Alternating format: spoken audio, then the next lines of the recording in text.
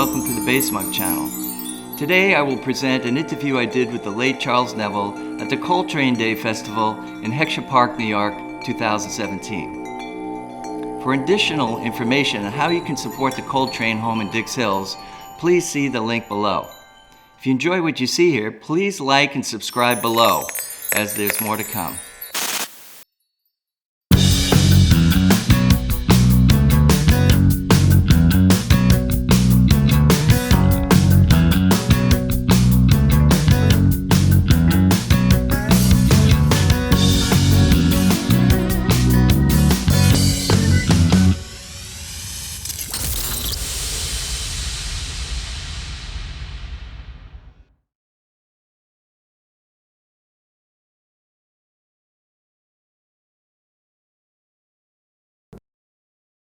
I first listened to Coltrane was the late 50s.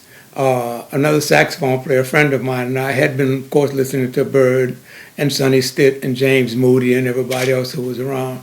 And we heard some of the early things that he had recorded, and we were saying, well, you know, he's not so different from the bebop cats. You know, he's using the same kind of things on the chords that Sonny Stitt is doing, you know, and that James Moody is doing.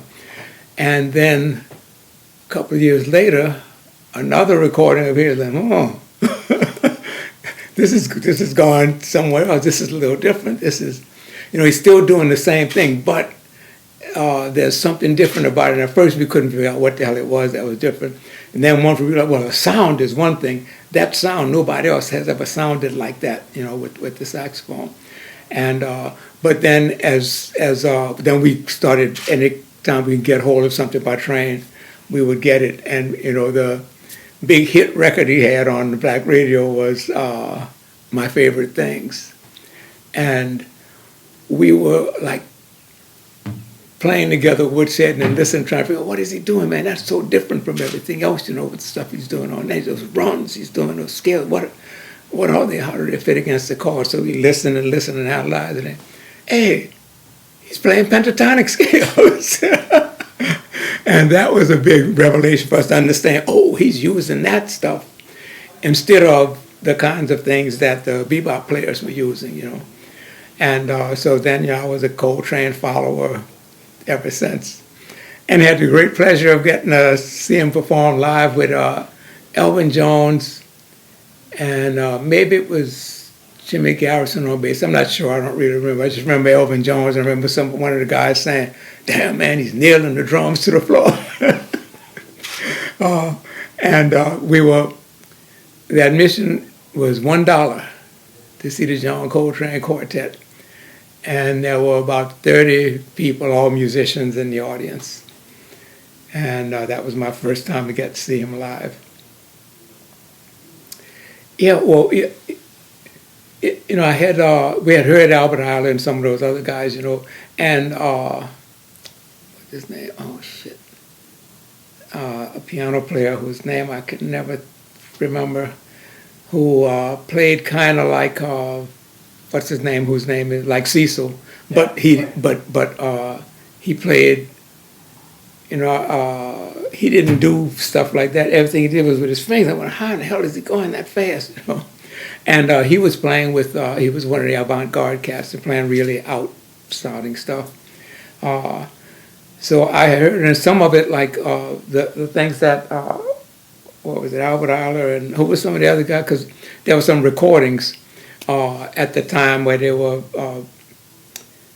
being called by the jazz analysts. Ascension and all that. Yeah, the angry black musicians, angry black man musicians, you know, because of those sounds, the things that were playing that sounded like screams, and you know, and with some of them that was what was happening. And of course the people at the time, you know, the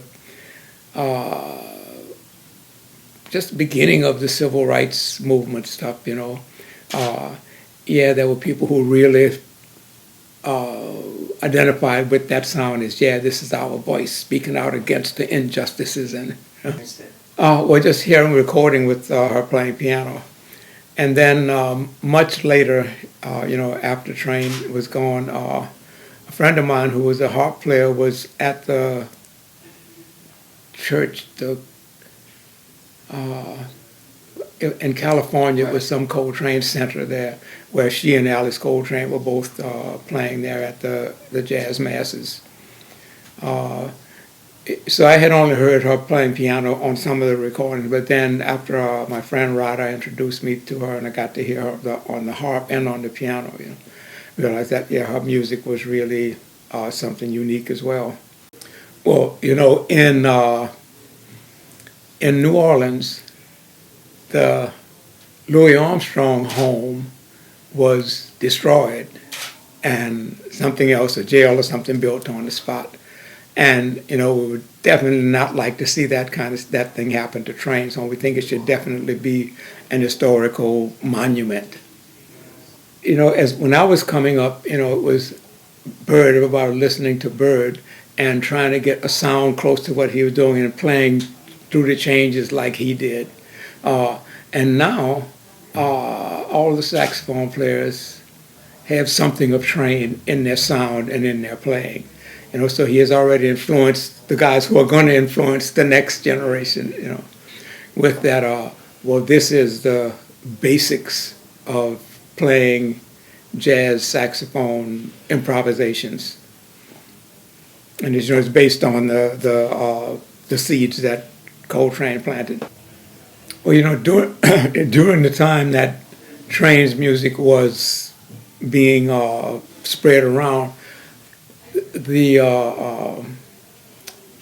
South was still Jim Crow, and the music, even though there were places where it was actually against the law for black and white patrons to be in the place together, they came to hear the music and risked going to jail for it. The music is definitely a unified thing. And now, at one time there were people saying, well, those white cats playing jazz, they can't really be jazz players because they haven't been through the stuff. But, that wasn't true then. And it's definitely not true now. So that, color has nothing to do with the sound of the music anymore. There's no longer such a phenomenon as race music. It's music. Well, for me, coming here for the first time, it was really great to see how many people there were and how many different musicians and different bands were playing and how much interest there was in the Coltrane house and how much support there was. So that's something that I'm really excited about, that's happening.